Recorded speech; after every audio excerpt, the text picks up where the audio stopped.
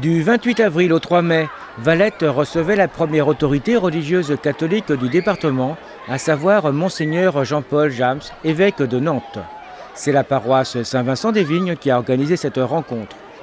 Au programme de cette visite, rencontre entre l'évêque et le monde scolaire, ainsi Monseigneur Jams a pu faire une halte au collège Saint-Joseph de Valette, entre autres visites prévues.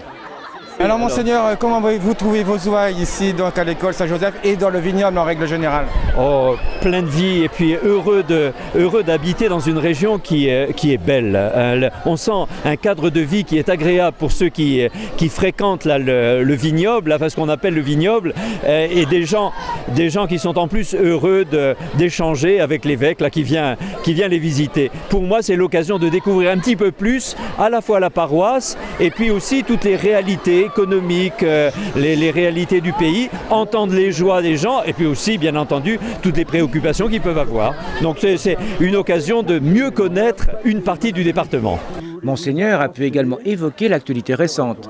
Pour moi, c'est ce que j'ai voulu leur dire là, en les rencontrant, c'est les inviter à la confiance. Parce que c'est vrai que le contexte actuel peut paraître un peu lourd. Les médias rapportent des événements qui sont un peu difficiles. Et ce qui me paraît important, c'est de pouvoir leur dire que dans le contexte actuel, eh bien, ils ont toute leur place, qu'au contraire, on les attend, qu'ils se forment et avec eux, eh bien, on va petit à petit faire en sorte que ce monde-là soit plus pacifique, soit peut-être plus juste. En tous les cas, on a besoin d'eux pour vivre et avoir une vie ensemble et vivre ensemble de manière pacifiée et fraternelle. Pensez-vous qu'actuellement la croyance catholique notamment, elle perdure ou elle est plutôt en descente?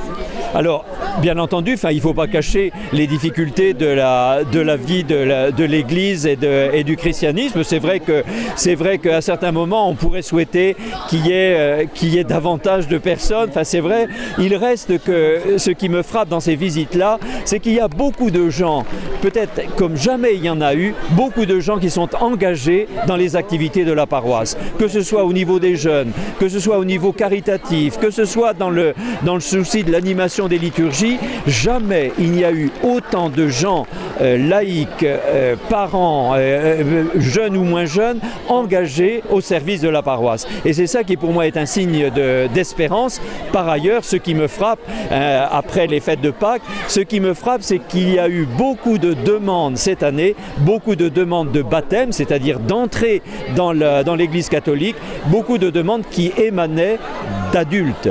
Ça, c'est assez étonnant. C'est assez étonnant. Je crois qu'il y a pour beaucoup d'entre eux une sorte de quête de sens, un désir de donner sens à leur vie, un désir de vie spirituelle, d'une spiritualité, et qu'ils vont découvrir en fréquentant la tradition chrétienne. J'ai été étonné en particulier que des jeunes, parce qu'en gros c'est des jeunes de 25 à 35 ans qui demandent le baptême. Ces jeunes-là sont parfois issus de familles non pratiquantes, de familles qui ne connaissaient pas du tout la tradition chrétienne.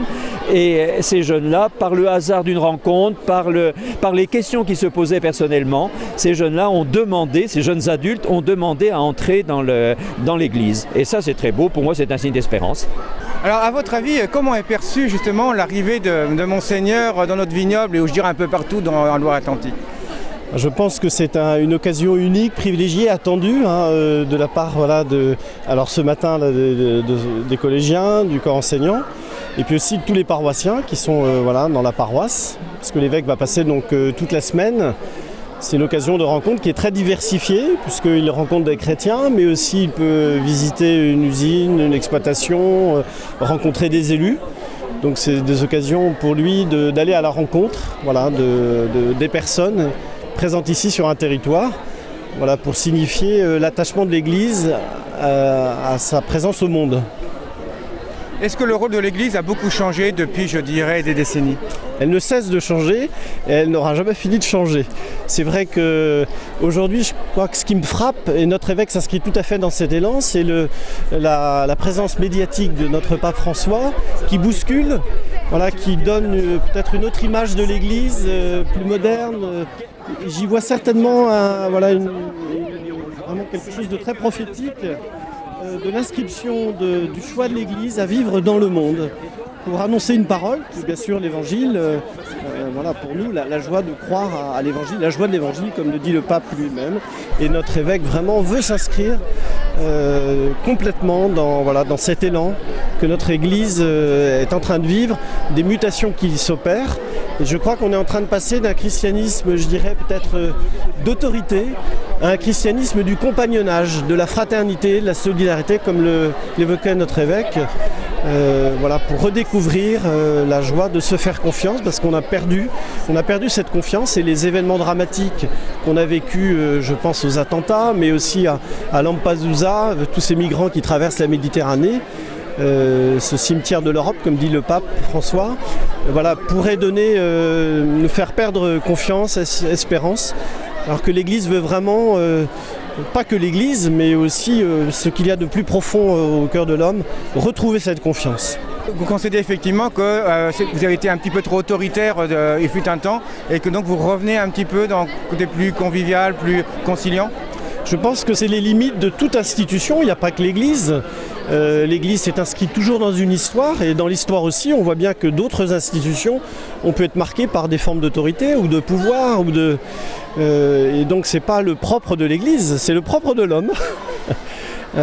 Ça me rappelle une histoire, un jour une journaliste avait dit à Mère Teresa quel est le problème dans le monde, et elle avait répondu au journaliste, c'est vous et moi. Ben, c'est la même chose, voilà. Alors Monsieur Rivalin, votre sentiment de voir Monseigneur ici dans votre école? Eh bien, à Valette, c'est la première fois, je crois, que l'évêque accomplit une visite dans le cadre de sa visite pastorale et épiscopale sur un établissement scolaire.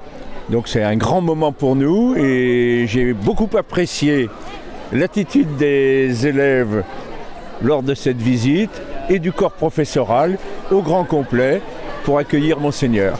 Je pense que c'est faire collège, et pour nous qui sommes enseignement catholique, c'est faire église dans des moments comme cela.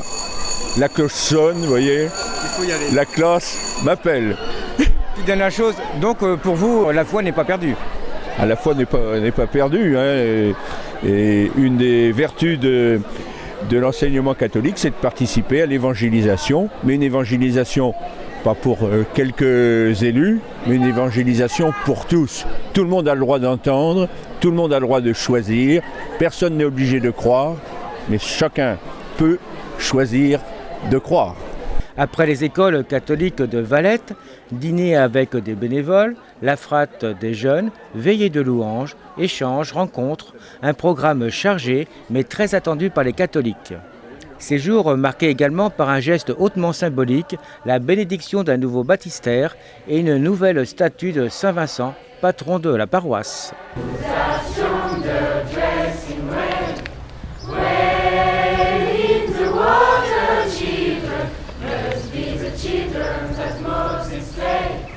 God's gonna trouble